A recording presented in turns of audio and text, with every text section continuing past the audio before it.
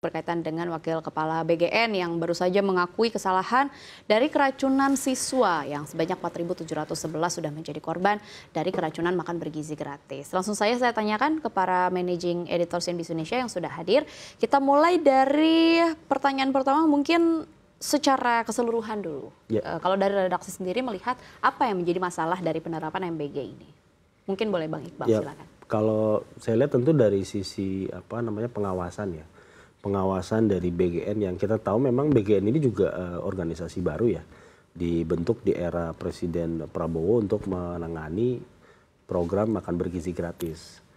Dan saya lihat untuk pengawasan di lapangan ya banyak lah ya, beberapa dokter juga sudah melihat bahwa ini bukan masalah yang sepele ya, karena kalau 1-2 anak awal-awal kan sempat viral ya, nggak suka menunya atau misalkan alergi atau apa, itu mungkin 1-2 anak ya. Tapi kalau udah ribuan kan berarti ini masalah sistemik dari sisi mungkin penyiapan bahan, distribusi, dan juga masalah ya teknis untuk penyiapan makanan juga. Ini yang menurut saya sebenarnya kan kalau kita lihat juga ada beberapa SPPG itu yang sudah sesuai standar ya. Jadi sebenarnya tinggal direplikasi sih menurut saya, maksudnya ada beberapa yang udah oke, ya tinggal dicontoh aja gitu bagaimana mereka masak mulai jam berapa, tenaga kerjanya berapa, bahan bakunya dari mana, variasi menunya seperti apa gitu. Jadi sebenarnya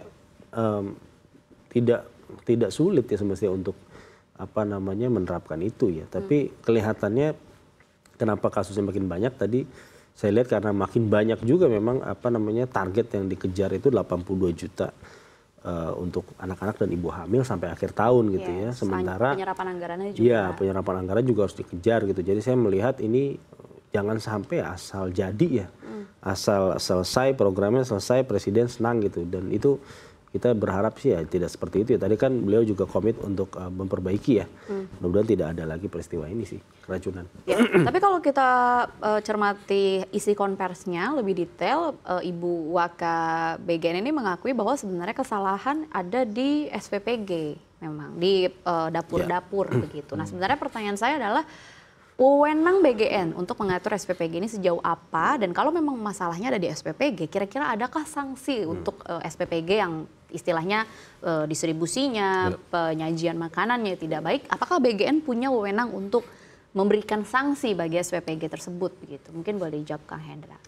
Ya Dina, jadi terus terang saya secara pribadi geram ya dengan adanya kasus yang terus terulang. Ini kan sejak Januari ada kasus muncul, di Februari ada kasus muncul, bahkan setelah Maret sampai sekarang ini trennya terus meningkat. Dan itu sejalan dengan peningkatan jumlah SPPG kan.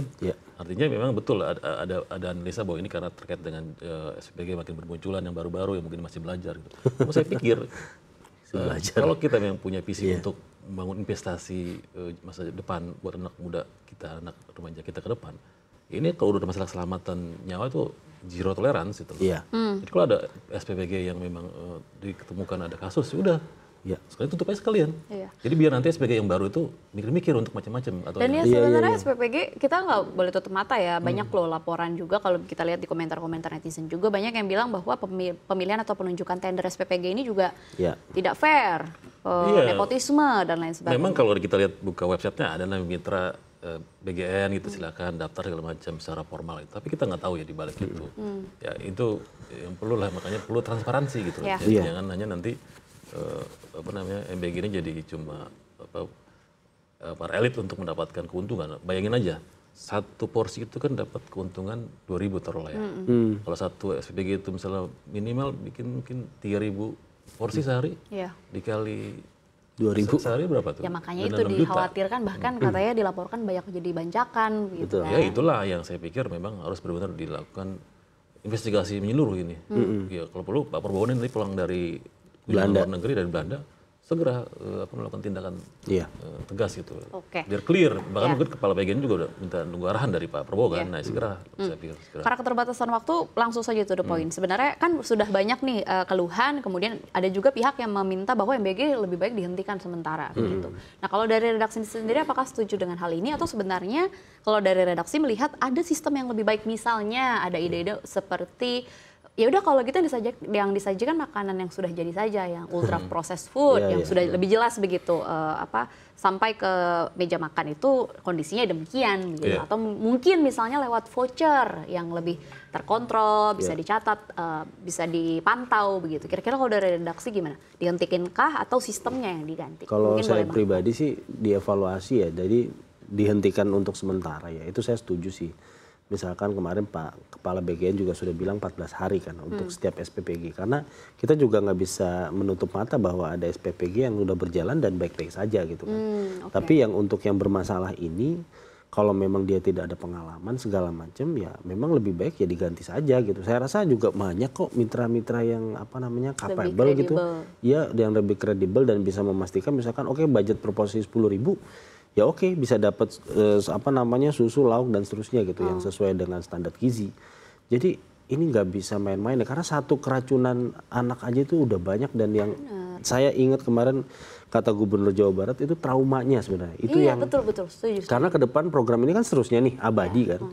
Jadi jangan sampai anak itu ketika datang ke sekolah ngelihat food tray itu jadi kayak oke, gua dan orang tua juga pasti nggak mau pasti, dong. Itu udah misalnya pasti. Teman yang keracunan mungkin dia enggak, tapi ya sebagai orang tua pasti kayak udah nggak usah dimakan. Jadi niat mulia untuk generasi emas dan seterusnya itu jadinya malah takutnya nggak sesuai sama realita lapangan gitu ya. Oke, Kang Hendra mungkin mau. Ya, untuk investigasi menurut sih saya pikir perlu aja memang dihentikan sementara ya.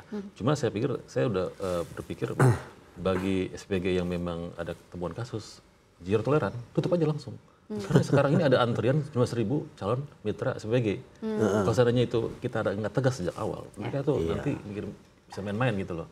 Saya pikir kasih contoh aja bahwa emang kita tegas, kalau memang dia tidak bisa menunjukin kualitasnya sudah tutup aja. Gitu. Clear. Oke, baik. Semoga didengarkan ya oleh pemerintah, oleh BGN, kemudian juga oleh SPPG. Semoga diperbaiki terus kualitasnya, karena ini kan bukan hanya soal angka korbannya. 4.700 juga angkanya juga nggak sedikit, tapi ya di sisi lainnya itu tadi efek psikologisnya juga sangat besar begitu.